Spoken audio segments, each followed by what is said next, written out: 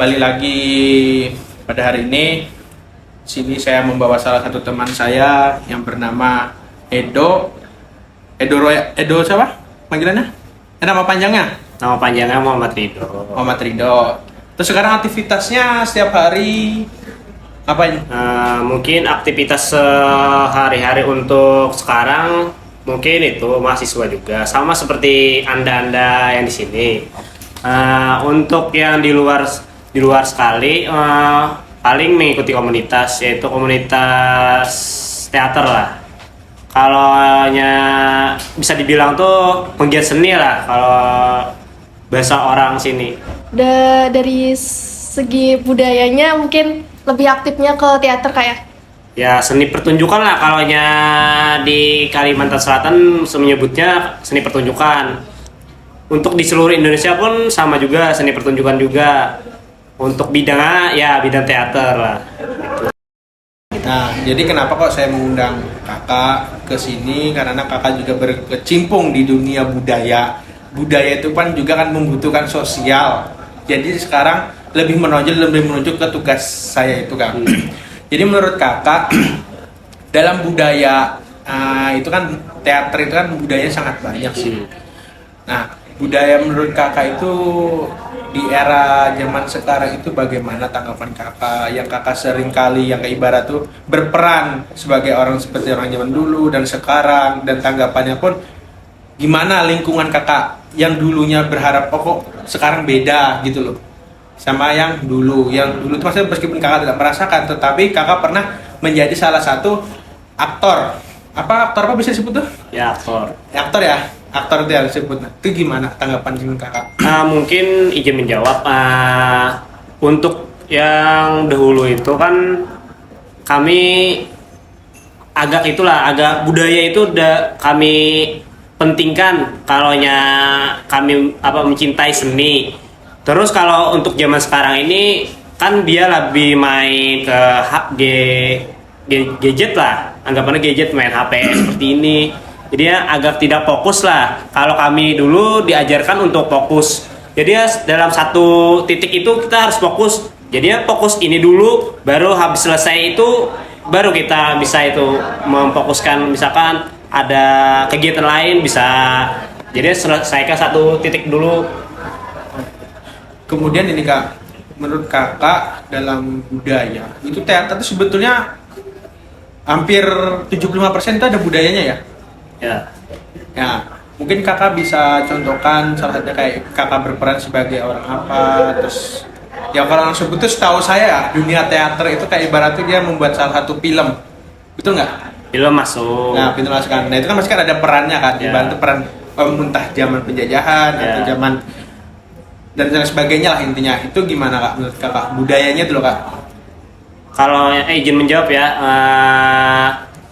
Kalau berperan itu kan tergantung dari sutradaranya aja lagi kan. Misalkan kita diberikan peran jadi, misalkan kita mengikuti festival itu kan ditentukan temanya. Tema itu jadinya dimasukkan ke naskah. Misalkan disuruh bikin naskah atau mengadaptasi dari naskah orang. Jadinya misalkan aku terpilih jadi pemain ini, misalkan jadi tokohnya tuh karakternya tuh sifatnya pemarah, berarti harus pemarah kita. Maulah kita jadi protagonis, jadi baik.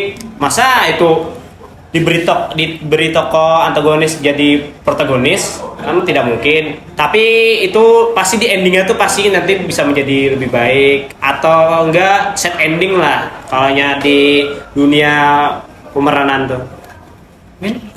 Kalau buat peminatnya untuk sekarang ini masih banyak nggak sih anak muda kayak kita gini yang mau ikut gabung gitu? Izin jawab ya. Untuk peminatnya tuh paling sudah di mahasiswa aja. Untuk yang di kalangan seperti SMA, mungkin SMA sekarang agak berkurang lah. Paling ada salah satu dari sekolah yaitu SMA 2, mungkin itu lebih berkembang lah daripada yang lain. SMA 2 Banjarbaru sini. Jadi di situ ada senior dari alumni di SMA 2 situ. Mungkin sebetulnya sih saya pengen lebih dalam lagi kak. Cuman di dalam budaya teater itu teater itu sebetulnya ada budayanya apa enggak sih? Ibarat tuh budaya, maksud dari saya itu budaya itu gini loh, teater itu kan banyak yang berperan kan, contohnya kayak orang dulu, orang yang zaman sekarang itu ada perubahan nggak? Ibarat itu kan kakak sekarang kan zaman milenial, terus kan kakak menjadi aktor, menjadi orang zaman dulu, itu ada nggak sebetulnya? Izin menjawab, mungkin masih ada, tapi lebih ke orang tua yang memainkan. Jadi di dalam budaya kita di Kalimantan Selatan ini ada seni memanda lah.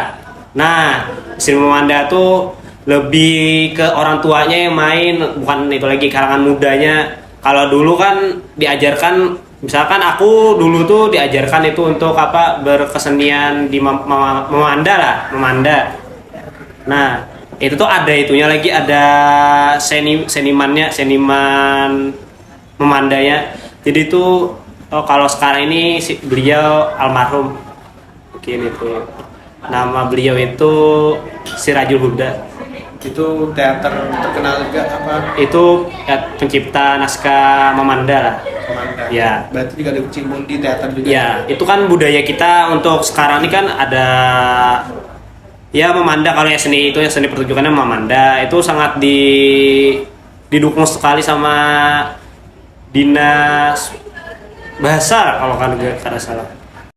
Ya, masuk di sesi kami berdua bersama saya Rehan dan teman saya Yesi Mareta. Kali ini kami akan masuk ke dalam sesi sosial di lingkungan masyarakat sekitar. Jadi Kak, yang saya lihat di perkembangan zaman sekarang ini, masyarakat cenderung suka berbelanja pakaian, entah itu baju, entah itu celana, itu melalui aplikasi media digital seperti kita sebut saja contoh mungkin Shopee atau Lazada gitu ya. Dan di dalam hal tersebut kita cukup sedih ya, karena banyak aspek lapisan masyarakat itu yang menerima dampak buruknya, seperti menerima dampak sepinya pengunjung mereka karena masyarakat sekarang itu lebih cenderung membeli baju misalnya di Shopee atau media digital. Jadi menurut kakak, bagaimana nih antisipasinya supaya masyarakat bisa melek, supaya nggak selalu belanja baju di media digital? Izin menjawab ya.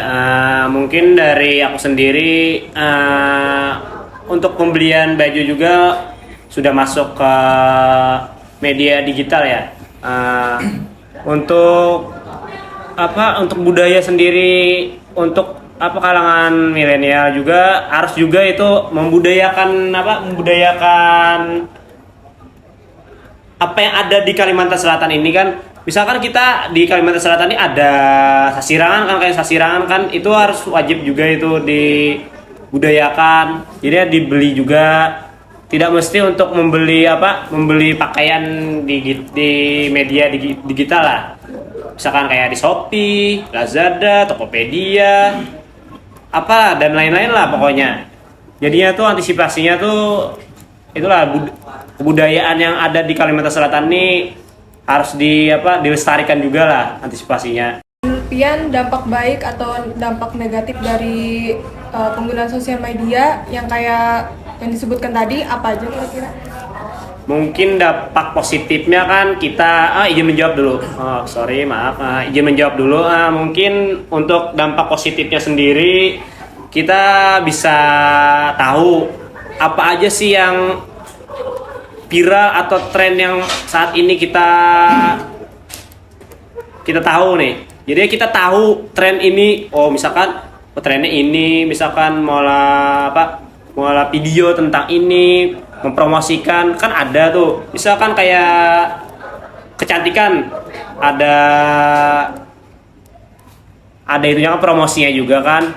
Kalau negatifnya nih, kebanyakannya tuh itulah terlalu banyak main gamenya lah, tidak penting menggunakan budaya untuk mencari tren untuk misalkan kita mencari uang untuk di media sosial ini. Oke, jadi menurut saudara sosial media ini ada sisi dua sisi ya. Ya. Ada positifnya, Ada negatifnya. Jadi menurut saudara apa nih pesan-pesan untuk teman-teman kita yang di rumah?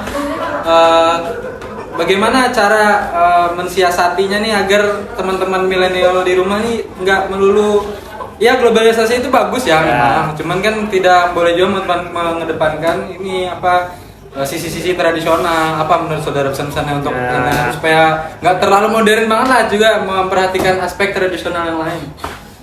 Izin menjawab ya, untuk pesan untuk kaum milenial ataupun masyarakat, terutama untuk penggunaan media sosial maupun digital lah.